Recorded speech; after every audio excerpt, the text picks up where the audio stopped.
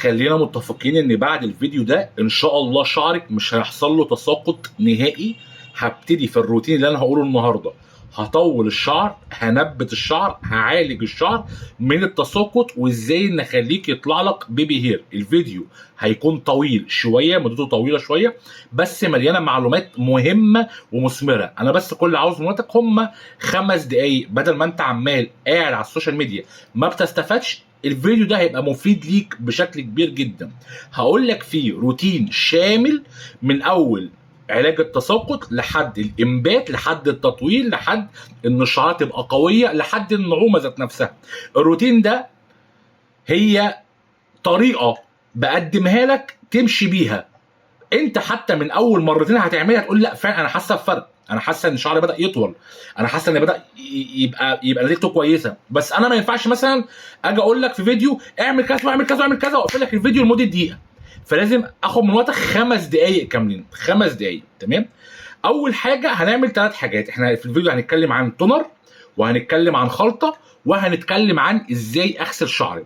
بسم الله الرحمن الرحيم. يلا نبتدي في بدايه التونر. ولو وصلنا لحد هنا دوس لايك لو انت لسه بتتابعني جديد، واكتب كومنت كده حلو وتابعني لو انت مش متابعني. اول حاجه هعملها هي التونر. طب التونر دي هتبقى عباره عن ايه؟ هنجيب ميه وهنضيف عليها بصلايه نقسمها نصين، وفص ثوم نقسمه نصين، معلقه روزماري، معلقه قرنفل، ومعلقه حلبه. هتعمل الخلطه دي هتقعد تغليها لمده نص ساعه ساعه. بعد ما تغليها هتجيب الخلطه تصفي الميه بتاعتها، تاخد الميه تحطها في بخاخه على جنب.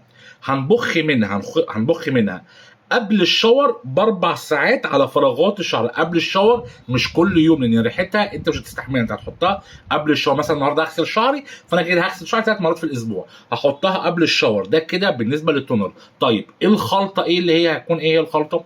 الخلطه هتبقى عباره عن، عندك هنجيب زيت نواه البلح، زيت الجرجير، زيت الخروع، زيت الارجان، زيت القرنفل. هتعمل لي ال5 زيوت دول مع بعض. بعد ما نعملهم كده خلطه مع بعض، الخلطه دي ليها طريقتين في الاستخدام، والطريقتين دول كويسين جدا. اول طريقه ان انا اعمل مساج على شعري، تمام، بعد التونر بساعه او بنص ساعه، اللي هو قبل الشاور ب3 ساعات، احطه على شعري بكده، اجي وقت الشاور اغسله.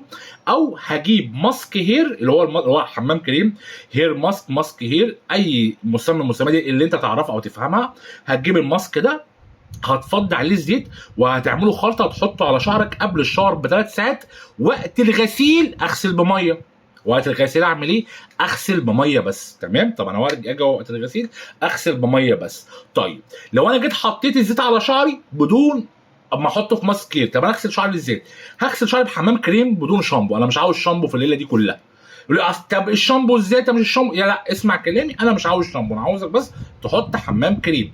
خلاص اوكي. حطينا غسلنا شعرنا بحمام كريم، خلصنا. بعد ما خلصنا يعني خلاص الشاور بتاعنا، بعد ما خلصنا الشاور بتاعنا نيجي بقى وقت اللي هو نحط سيرم شعر ونسرح شعرنا. يعني احنا حطينا التونر، بعد كده حطينا الزيت ايا كانت الطريقه، بماسك او بدون ماسك، غسلنا شعرنا بحمام كريم او الماسك غسلنا بيه شعرنا بدون شامبو، خلصنا نشفنا، اسرح شعري بسيرم. نسرح شعرنا بسيرم. هنعمل التركه دي 3 مرات في الاسبوع. معاك اسبوعين 3 تلاقي مره واحده التساقط قل جدا، الشعر بدا يطول، بدا يتقل، البيبي هير بدا يقل جدا، التساقط بدا يروح، بدات فعلا نتائج. انت بدات تحس ان في نتائج فعلا مثمره لشعرك. فعلا شعرك بدا يتقل، بدا يطول، بدا النتيجه بقت معاك حلوه جدا. البيبي هير بدا يطلع معاك، التساقط شبه وقف. طيب الروتين ده كويس لمين؟ من اول سن 14 سنه لحد وانت طالع، رجاله ستات، كويس جدا. الزيوت اللي انا قلتها دي ممكن تستخدمها برده لو في شاب تمام، ممكن تستخدمها لدقنك، كويسه جدا للدقن، بتنبت معاك الدقن. الزيوت كويسه للحواجب، تقي الحواجب جدا، كويسه معاكي للرموش، ممكن تعملي بيها زي كانك بتعملي بيها رموشك، برده بتطول الرموش. ف ده الروتين بتاع انبات الشعر. لو عندك اي سؤال اكتب لي كده، يعتبر خلصت، بس الفيديو كان طويل شويه مني، انا بعتذر لكم. تابعني وعايز تتابعني اعمل لايك. بحبكم جدا.